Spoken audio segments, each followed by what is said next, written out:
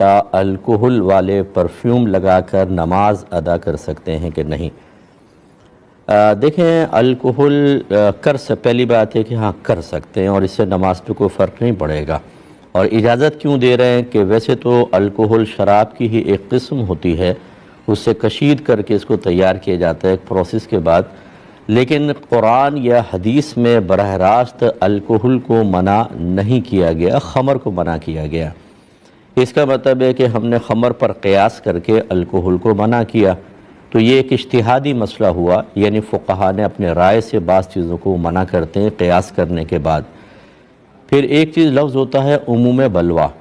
کہ جب کوئی ممنوعہ چیز لوگوں میں عوام و خواص میں بہت ہی زیادہ عام ہو جائے تو جب وہ عادت بن جاتی ہے تو عادت کو چھڑوانے میں شدید قسم کا حرج ہوتا ہے۔ تو پھر ہم نے فقہا کی عادت مبارکہ دیکھی ہے کہ جب وہ اپنے طور پر ایک رائے سے کسی چیز کو منع کر رہے ہوں اور لوگ بہت ہی زیادہ اس میں انوالو ہو جائیں تو پھر وہ اس بات کو پسند نہیں کرتے کہ ہم اپنے قیاس یا اجتہاد یا ذاتی رائے کی بنا پر ان لاکھوں لوگوں کو گناہ گار قرار دیں اور ان کی عبادات کی بربادی کا حکم جاری کریں۔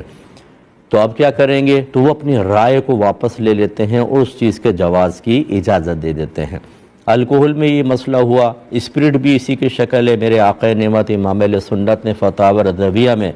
جا بجا اس کو نجاست غلیظہ قرار دیا ہے، لیکن آپ ہی کے بیان کردہ اصول کے مطابق جو آپ نے اکابرین کی تعلیم سے ہی اخذ کیے ہیں وہ یہی ہے کہ جب اس میں بہت زیادہ عموم ہو گیا، یہ عام ہو گئی، تو اس کے بھی استعمال کی اجازت ہوئی۔ اس لیے آپ صوفوں پر دیکھ لیں، مسجد کے دروازوں پر دیکھ لیں، کھڑکیوں کی چوکھٹوں پہ دیکھ لیں، اسپرٹ استعمال ہوتی ہے، پالش کرتے ہیں اس پہ اسپرٹ ملتی ہے۔ ایسے جب آپ انجیکشن لگاتے ہیں تو پہلے اسپرٹ سے آپ کی کھال کو نرم کیا جاتا ہے، تب انجیکشن ہوتا ہے۔ دیگر چیزیں بھی اس طرح، یہ الکحل اور اسپرٹ بہت زیادہ عام ہو گئی ہیں، اس لیے حکم جواز ہے۔ ہاں اگر کوئی تقوی اختیار کرتے ہوئے عطر استعمال کرے، پرفیوم یوز نہ کرے، بہت اچھی بات ہے، لیکن یہ تقوی کو اپنی ذات تک محدود رکھنا ہوگا۔ وہ ایسا نہیں کر سکتا کہ خود تقوی اختیار کرے اور دوسروں پر اس کو استعمال کرنے کی بنا پر حرام کا حکم لگائے۔ اعلیٰ حضرت امام علیہ سنت نے منع فرمایا کہ جب فقہا کسی چیز کی اجازت دے دیتے ہیں اور کوئی اس اجازت کو اختیار نہ کرنا چاہے، وہاں پہ اس کو اجازت ہوتی ہے بعض اوقات، جیسے یہ قیاسی مسائل میں، تو وہ یہ نہیں کر سکتا کہ اپنے تقوی کی روشنی میں سب کو گناہگار قرار دینا شروع کرے، اپنے تقوی کو اپنی ذات تک محدود رکھے۔ خلاصہ کلام یہ کہ جو نہ لگانا چاہے بہت اچھی بات ہے، لیکن جو لگا رہے ہیں بالکل گناہگار نہیں ہوں گے، ناپاک نہیں ہوں گے، ان کی نمازیں بھی بالکل درست ہیں۔ اسی پر قیاس کر لیں آپ، لاؤڈ سپیکر پہ نماز اور یہ ویڈیو وغیرہ آج کل ڈیجیٹل کیمرے سے بنانا، یہ بھی مختلف ہی مسئلے ہیں، اور میجورٹی فقہا کی اس کے جواز کا حکم دیتی ہے۔ عوام و خواص سب اس میں مبتلا ہیں۔ فرض کر لیں اگر یہ ناجائز بھی ہوتے تو چونکہ براہ راست شریعت نے ان کو منع نہیں کیا، یقیناً فقہا کی رائے سے ہی منع ہوتے، تب بھی عموم بلوہ کی دلیل کی وجہ سے اس کو جائز قرار دینا چاہیے تھا، جبکہ ایسا نہیں ہے۔ میرے آقا نعمت امام علیہ سنت رضی اللہ تعالیٰ عنہ نے فرمایا کہ مختلف ہی مسئلے میں جس طرف زیادہ فقہا ہوں گے، زیادہ علماء ہوں گے، حق اسی طرف ہوگا۔ اس بات کو اپنے ذہن میں اچھی طرح رکھ لیں۔ صاحب پاؤں کی 10 انگلیاں نہیں لگاتے بلکہ 3 انگلیاں بھی نہیں لگتی، ان کی ایک انگلی لگتی ہے اور دوسری کا تھوڑا سا حصہ لگتا ہے، تو ایسے امام کے پیچھے نماز پڑھنا کیسا ہے؟ دیکھیں، فقہا نے جو حدیثوں کا نچوڑ ہے اس کو دیکھ کر نتیجہ یہ نکالا کہ جب سجدے میں مرد جائے تو اس کے لیے 10 انگلیوں میں سے کم از کم ایک انگلی کا پیٹ لگنا فرض۔ پیٹ مطلب یہ بالکل جو نیچے کا حصہ ہوتا ہے اس کو پیٹ کہتے ہیں،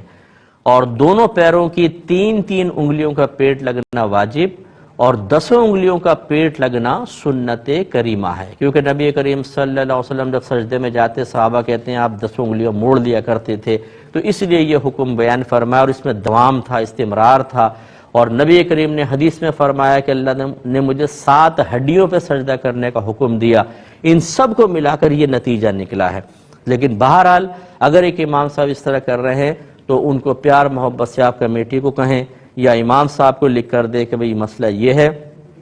آپ اس میں تبدیلی پیدا کر لیں۔ ان مسائل کے اندر بہت سی گنجائش نکل سکتی ہے، کیونکہ یہ فقہا کے قائم کردہ نتائج ہیں، خاص کوئی اس طریقے سے قرآن حدیث میں صراحتاً یہ الفاظ نہیں آئے کہ 1 انگلی کا پیڑ لگنا فرض، 3 کا واجب، 10 کا سنت،